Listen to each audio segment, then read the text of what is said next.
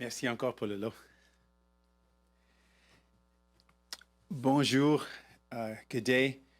I want to start off again by repeating our key priorities. For New Democrats, we'll continue to fight for seniors who are in some of the worst conditions when it comes to long-term care. We want to see profit removed. We want to see these loved ones, our loved ones, seniors cared for. We also want to continue to apply pressure for a clear plan around vaccines. This is vitally important for so many Canadians. We need to see a plan to get everyone vaccinated, particularly the vulnerable and the frontline workers.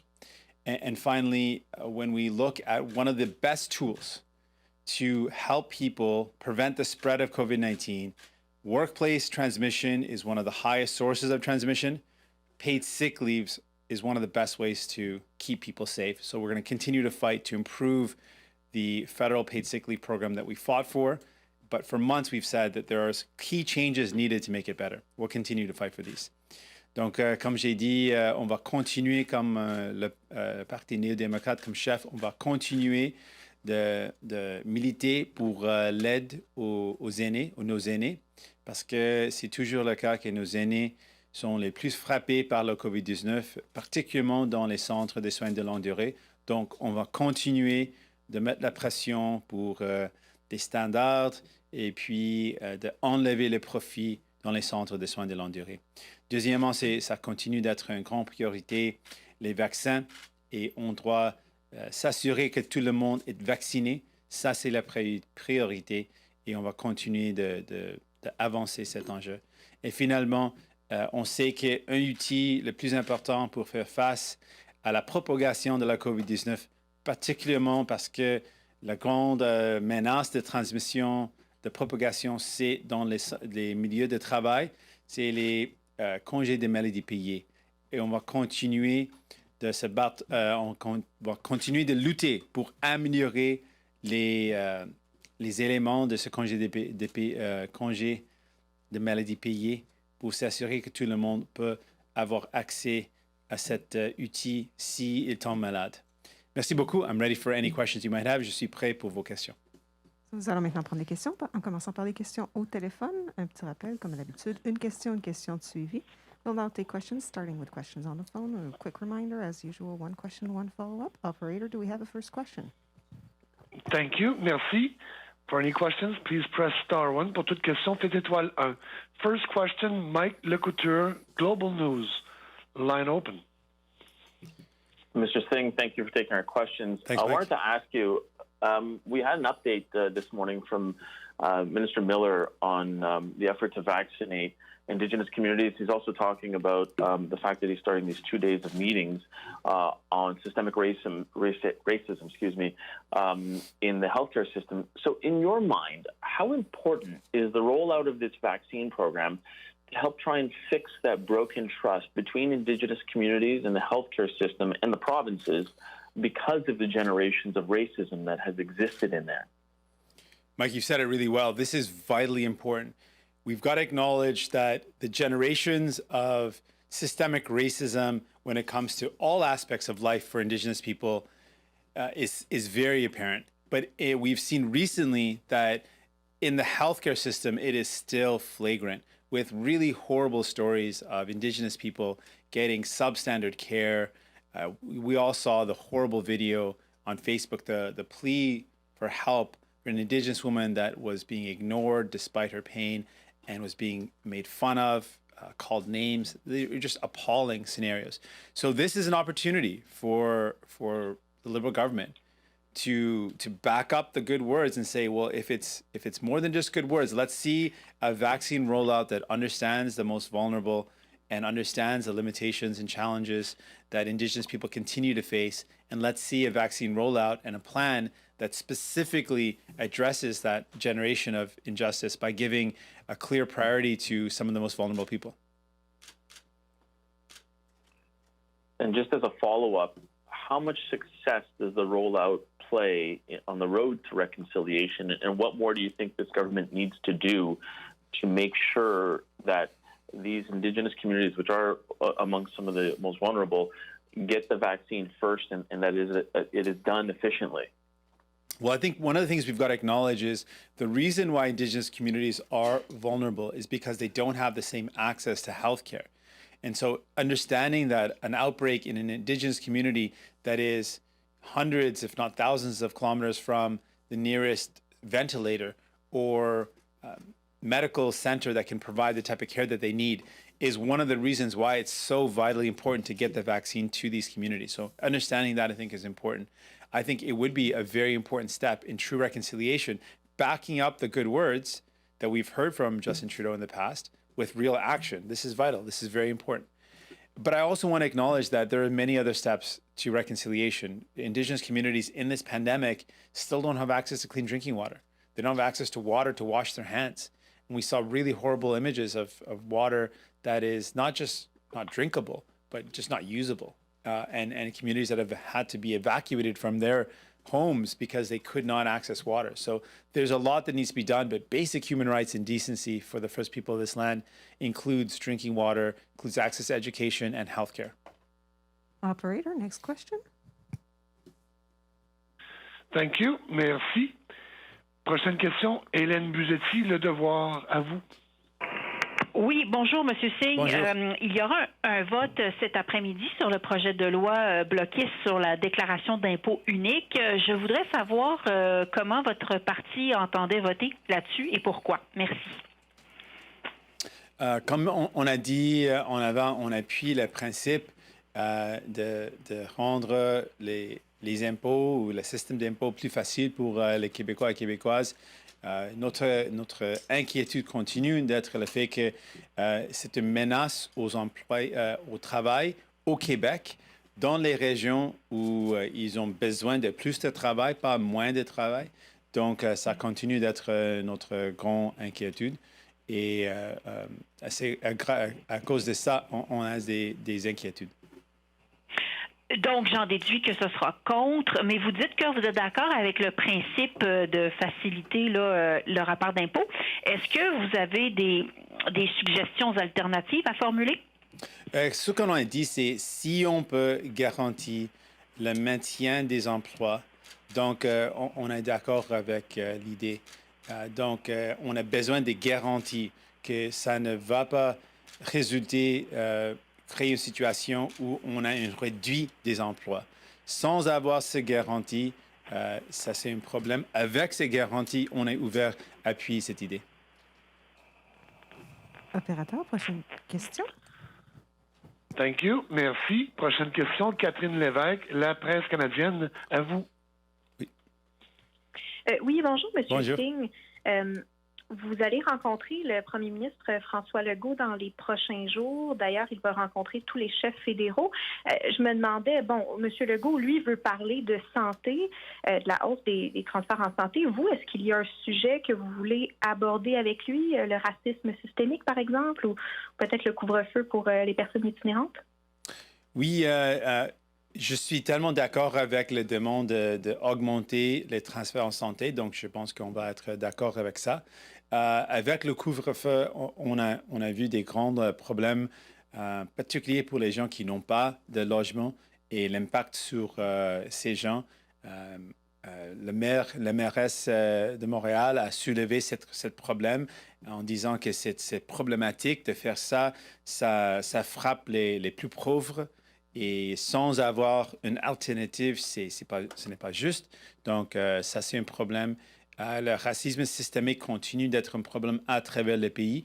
Donc, je suis toujours reconnaissant de l'importance d'avancer la justice et comment on peut faire mieux. Donc, c'est toujours un enjeu qui est important pour moi, mais c'est important pour tout le Canada. Mais ma question, c'était précisément... Est-ce que vous allez en parler avec M. Legault ou le sujet de la rencontre, ça va être strictement les transferts en santé?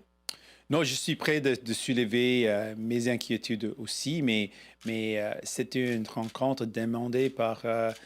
Legault comme le président de tous les autres représentants de tous les autres premiers ministres des provinces. Donc, le premier but, c'était d'écouter ces inquiétudes et ces demandes. C'est important de le faire. Et puis, je vais soulever quelque chose comme j'ai dit. Nous allons maintenant passer aux questions dans la salle. We'll now take questions from the room. David? Hey, Mr. Singh, thank you so much for taking our questions, and sorry for being late. No worries. I just have a question about a story that my colleague Ashley Burke advanced yesterday. She learned through her sources that there have been complaints against the former Governor General Julie Payette that she had physical contact with staff that made them feel threatened. So, I mean, we were expecting to hear something like this when we were talking about, you know, the allegations of bullying and stuff like that. What's your reaction to that? I was shocked when I read that. It's something that I did not expect. The harassment has been well documented or had been raised, and I'd seen complaints about that, and we had spoken about that with media, and questions had arisen, but I'd never read anything about the physical element of it.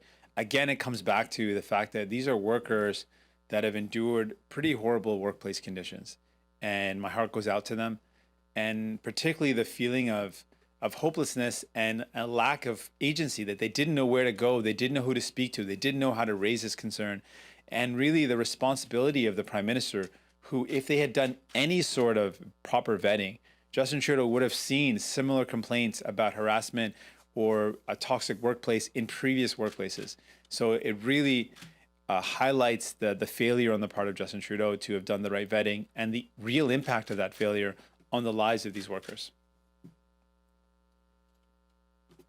Want to switch gears here and ask you about some, you know, we're on the possible eve of hearing travel restrictions or possibly a travel ban or enhanced quarantines or what have you, whatever gets announced in the next coming days. Your party has expressed an openness and support for those measures. But I want to ask you possibly about, you know, families that have justifiable reasons to travel abroad. I could think of someone who is, you know, has an ailing family member, a mother, a father, a sister, or a brother, particularly immigrant families, racialized people.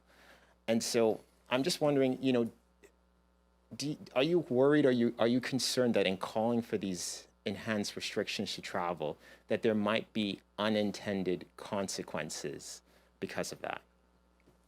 I appreciate the question. Certainly that this is a big step.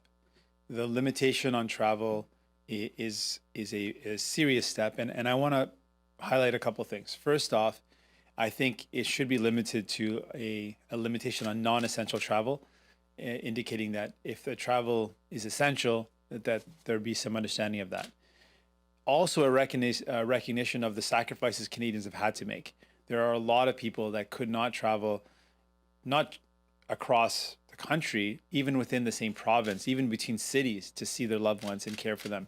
There's been serious barriers and limitations to doing that. People couldn't do that, couldn't be there for their loved ones when they're in the hospital, limitations in terms of numbers of people that are allowed to be in a hospital, and couldn't be there to mourn in funeral homes. So there's been really massive sacrifices the Canadians have had to make, and I understand that.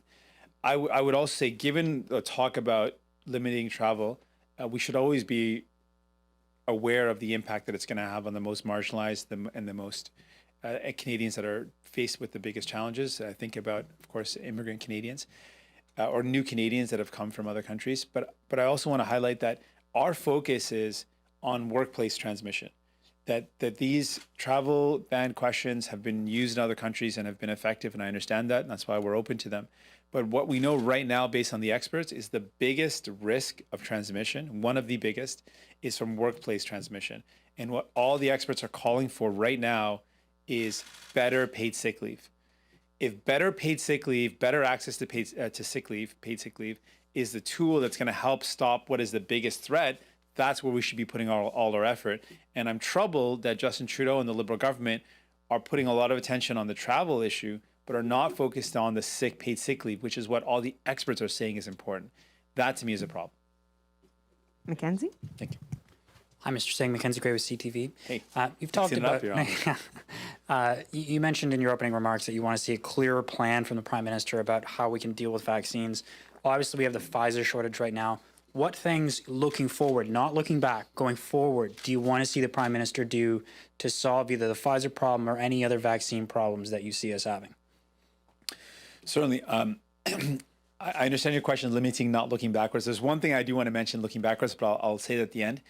Looking forward, what we're seeing from the Liberal government right now and Justin Trudeau and his ministers is they're putting out their goals. We want to have 6 million doses or 6 million people vaccinated by this time, or all Canadians by September. And what they're doing is they're putting out their goal without a roadmap to achieving that goal. And that's really been the problem throughout this. You can't just throw out a goal without a path to achieving it. So what does that mean in terms of daily doses, weekly doses, monthly doses? What is the plan for procurement? What is the plan for delivery? How is that actually going to happen? It's not sufficient for the government to respond when we ask questions. Well, what's the plan? Oh, we're going to make sure that all Canadians are vaccinated by September. We're going to have 6 million done by end of March. That is not a plan. That is a goal, but we need to see a plan to achieve that. So I think that's one thing we want to see moving forward. A clear path, a roadmap, steps to achieve the goal. And the one thing I do have to highlight, though, is that more than ever, this shows the fact that one company can keep an entire world hostage because of their shortages shows that as a country, we need to have the capacity to produce vaccines in our country. Like, there is no better evidence than the fact that one company can say they're retooling in another country and then affect our ability to have vaccines. We should have never shut down the Canadian capacity. The publicly owned Crown Corporation should have never been shut down. And the Liberals, when they were in power, should have reinstated that capacity. That has been a massive failure. And I think moving forward, we have to acknowledge that. So I guess it's a bit of a past and forward and make sure we've got that capacity in Canada. The Conservative health critic Michelle Rumpel-Garner has said that she doesn't think the governments, both federally and provincially, are going to be able to meet the end of September deadline that the Prime Minister set to vaccinate every Canadian. Do you share that sentiment that we're not going to be able to meet the September deadline? Without a plan to achieving it, I am very concerned. And that's why I want to see what that plan is. We can evaluate it, we can test it, we can ask questions about it, and we can find out ways to improve it. But just a vague commitment to achieve a certain result does not give Canadians confidence. We need to see the roadmap. We need to see the path to achieving that. What are the steps that are going to be taken? That's the detail that's been missing in the Liberal government's plan that has left people really worried. And I think it's a fair criticism that without those details, how are we certain that that will be achieved? There's still a chance to fix that, and we're hoping that the government will put forward a clear path to achieving these goals. Jordan? Good afternoon, Mr. Singh. Jordan Press with CP. Hey there. I wanted to ask you just for your thoughts about the issue with Pfizer, asking Health Canada to recognize on the labels 6 doses per vial instead of 5. And I'm just curious, in your opinion, does this maybe help with the rollout of vaccines because we may get more doses per vial, or does this complicate matters even further and maybe push back those timelines that you just talked about? At the end of the day, this just highlights again the lack of clarity that the Canadians have right now. We don't have enough details to be able to assess whether the government's going to be able to achieve their goals. The lack of transparency around what it will take for us to get to all Canadians being vaccinated and all 6 million by the end of March. All of that is really esoteric or hard to understand without having a clear plan to achieving it.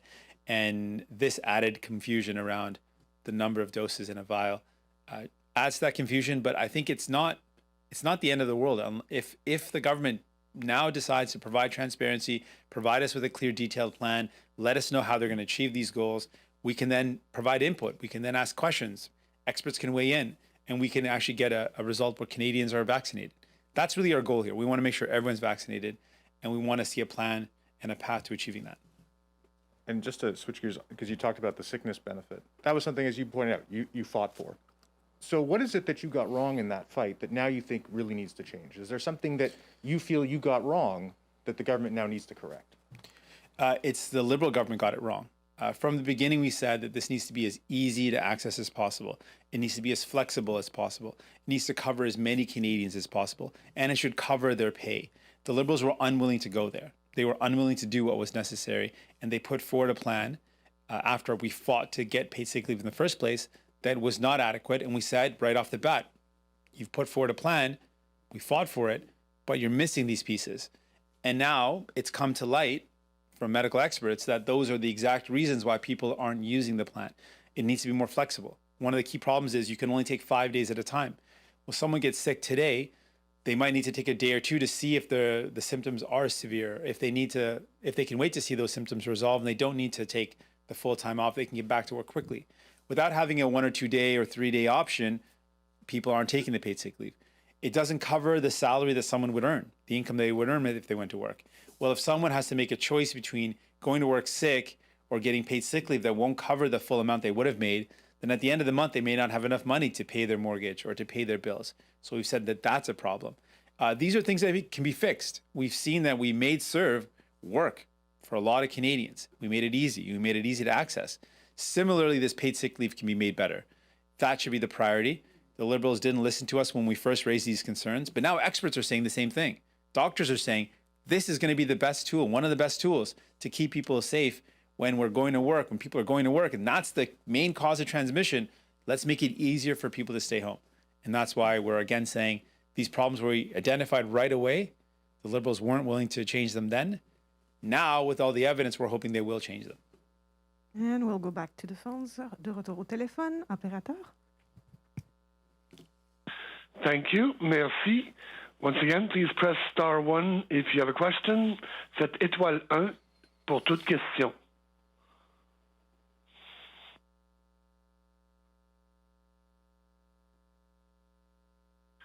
We have a question. Yes, from Mary Brooke from Island Social Trends. Please go ahead. Your line is open. Hi, thanks for taking my question. Of course. I was just wondering about the fairly rocky ride of the transition between CERB and the CRB, the one that self-employed people are taking advantage of, hopefully. So I'm just wondering how the NDP, how you see the success of that, or are enough people getting advantage for that for their businesses? Do they know about it? Has the Liberal government done a good enough job with that? Really appreciate the question. What we're hearing from people and from businesses is that small businesses have really suffered in this pandemic. Big businesses, big box businesses have been able to survive, and many of them thrive. They've actually seen massive profits. And at the same time, policies have favored larger businesses, large corporations. They have hurt small businesses. And to your point, we've not seen enough help for small businesses, particularly when we talk about the supports for rent. Commercial rent was one of the major concerns raised. The Liberals failed the initial program, which was designed for the tenant or for the landlord, not the tenant. So the small business that needs help had to hope that the landlord would apply for it. And that was clearly flawed from the beginning. And so we fought to get some changes, and now it's been retooled so that the tenant, the small business, can actually apply for the help. We've yet to see details around if that uptake has improved, but I can tell you with certainty, the richest, the wealthiest, biggest corporations have not only gotten by, but many of them have made massive profits. They've not been paying their fair share, and they should. Small businesses have struggled. They need help, and we need to make sure we're supporting them. A lot of people are worried that their communities, their local shops are going to shut down and never open up again. And that would be devastating for jobs, for the local community, for the vibrancy of communities and neighborhoods. So we need to take a really serious look about how we can support small businesses. And so is that going to be brought up again by the NDP in the House of Commons as strengthening the CRB process? We are certainly going to raise more ways that we can support small businesses. So whether that's through commercial rent support, whether that's through direct financial supports, interest-free loans, we need to be very flexible about the type of help we provide so that small businesses can receive them. But I think we really need to listen to what they need in terms of support and acknowledge that they have been hard hit. When lockdowns have happened, large, massive scale, big box shops have been able to stay open, and smaller businesses have been forced to shut down. And that has meant that they felt this impact disproportionately. Small businesses have been harder hit. And so we need to be flexible and open to how we help small businesses, recognizing their value in local communities. This concludes the press conference. Ceci met fin à la conférence de presse. Merci. Thank you. Thank you.